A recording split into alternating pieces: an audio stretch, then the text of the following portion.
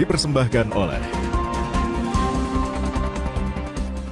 Insiden maut pesta pernikahan anak Gubernur Jawa Barat disapu puting beliung pada Sabtu lalu. ulasan peristiwa penting terkini. abolisi serta amnesti adalah hak Presiden. PDIP juga menyebut mendukung pemerintahan dari luar. Menjadi informasi dari seluruh tanah air saat ini. Ribuan orang dari berbagai elemen masyarakat memadati kawasan Silang Monas. Sidang diisi dengan lantunan doa serta orasi. Kompas Petang, setiap hari pukul 4 sore, live di Kompas TV.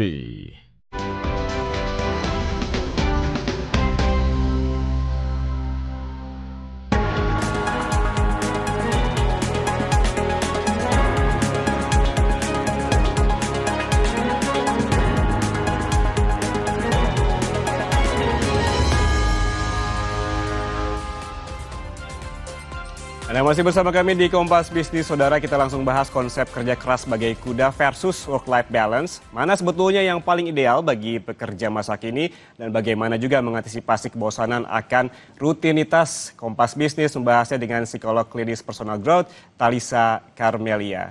Mbak Talisa, selamat pagi. Selamat pagi. Mbak Talisa, ini soal tadi yang sempat saya bahas terkait dengan work-life balance dan juga kerja keras banget begitu. Tadi sempat dibahas banyak sekali sosok di dunia, salah satunya adalah Perdana Menteri Jepang yang menolak konsep work-life balance. Bahkan menggelar pertemuan jam 3 pagi begitu luar biasa. Apa kerja keras sebagai kuda ini masih ideal di zaman dengan stresornya yang begitu banyak seperti saat ini?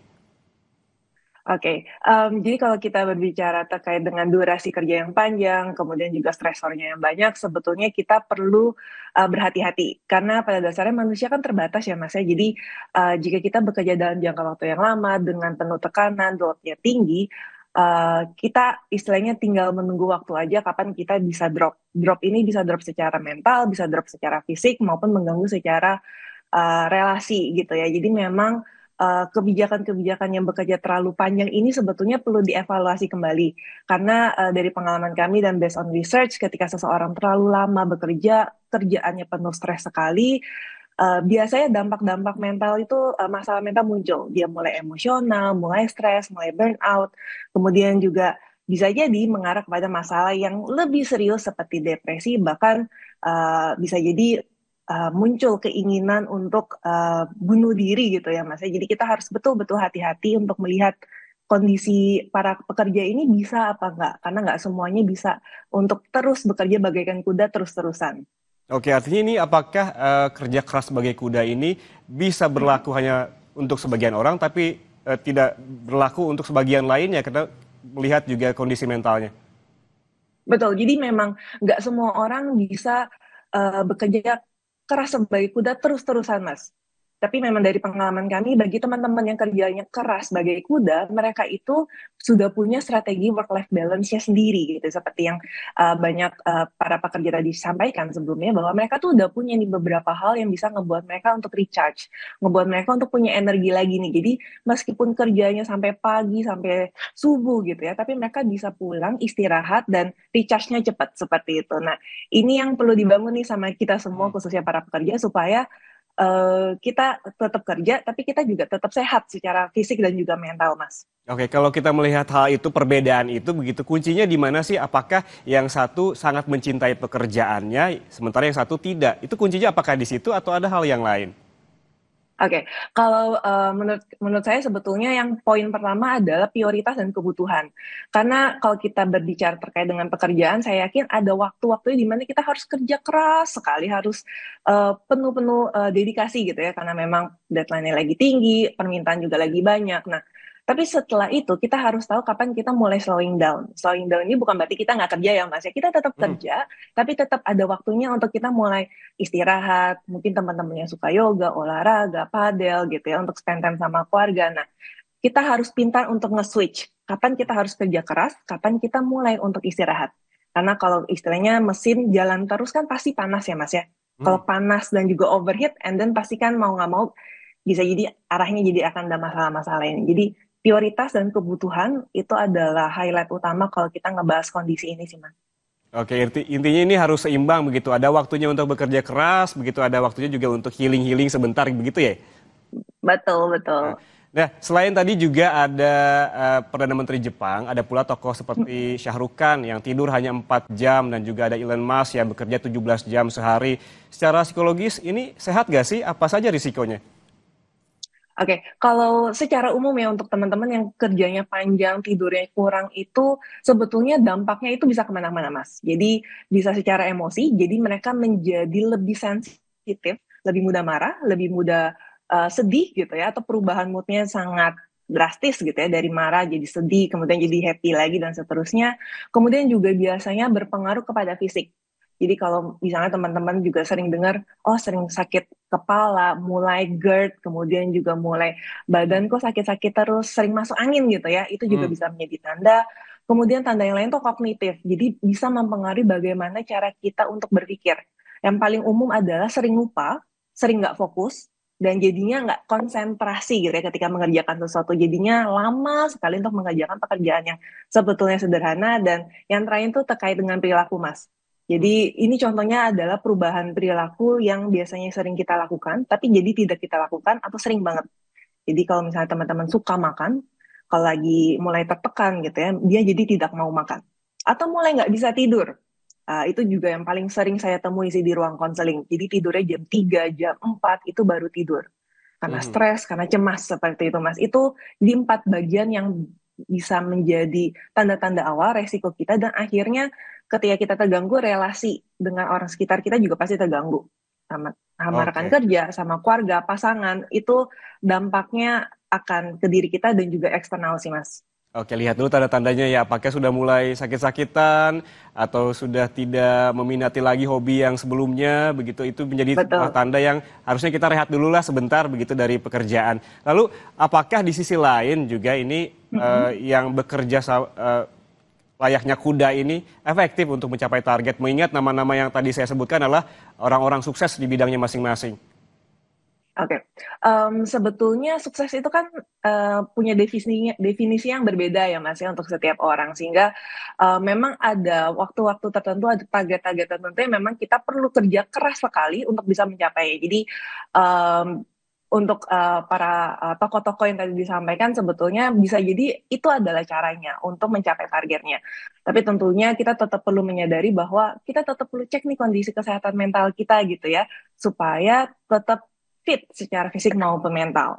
Karena bisa jadi meskipun mereka kerja sampai 17 jam, mereka tuh punya strategi-strategi coping yang cukup untuk mereka gitu, Mas. Jadi memang kita nggak bisa plek-plekan gitu ya mengikuti cara mereka. Kita tetap perlu tahu nih cara kita seperti apa supaya kita tetap bisa mencapai kesuksesan versi kita masing-masing. Oke, jika ada diksi, jika bisa meraih kesuksesan, yaitu dengan cara bekerja keras begitu. Artinya bekerja keras bisa mencapai kesuksesan. Namun di sisi lain, apakah mereka yang juga menganut konsep work-life balance tidak bisa mencapai kesuksesan? Oke, saya percaya yang memiliki work-life balance itu pasti bisa sukses karena work-life balance itu akan membantu kita menjadi sehat secara fisik dan juga mental. Sehingga ketika kita punya modal yang kuat gitu ya secara internal, kita tuh jadi pribadi yang kuat, Mas, untuk menghadapi berbagai tantangan, berbagai hal yang bikin stres gitu ya di tempat kerja. Jadi work-life balance ini sebetulnya sering diartikan sebagai salah satu strategi kita supaya sukses. Jadi strategi kan banyak sekali. Jadi ketika kita mulai ada work-life balance, kita jadi pribadi yang kuat, bisa terus punya energi yang cukup. Kemudian ditambah dengan strategi-strategi bisnis, manajemen gitu ya. And then sebetulnya sukses itu bisa tercapai. Nah, tapi mungkin yang perlu di-highlight kembali adalah sukses yang seperti apa nih? Sukses material, sukses Mm-mm. secara satisfaction gitu ya, kualitas hidup, atau sukses seperti apa? Itu yang juga perlu kita pahami sih, Mas. Oke, berarti balik lagi definisi kesuksesan setiap individu itu berbeda-beda begitu ya.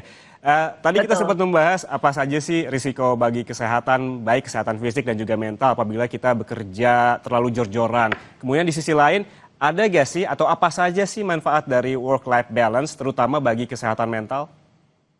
Oke, yang pertama yang paling disadari adalah kita menjadi pribadi yang secara mental itu stabil, Mas. Jadi secara emosi kita tidak mudah terpicu dengan emosi, dengan masalah-masalah. Kita tetap tenang, kita tetap stabil, kita jarang sakit. Kemudian juga dalam proses kerja kita cenderung lebih bisa um, konsentrasi. Kita fokus gitu Mas ketika mengerjakan tugas-tugas kita nggak gampang panik, nggak gampang cemas. Jadi ketika kita punya work-life balance itu sebetulnya membantu kita untuk bekerja secara produktif dan efektif.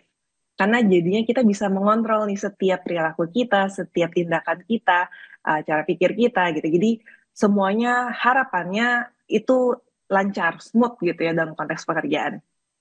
Oke, Eh, kan dua-duanya juga sebenarnya memiliki tantangan tersendiri ya, baik yang mereka Betul. yang menganut work-life balance maupun mereka yang bekerja keras sebagai kuda begitu. Salah satunya adalah kebosanan dalam bekerja. Ini bagaimana mengantisipasinya kebosanan akan rutinitas dalam pekerjaan sehari-hari? Rutinitas ya.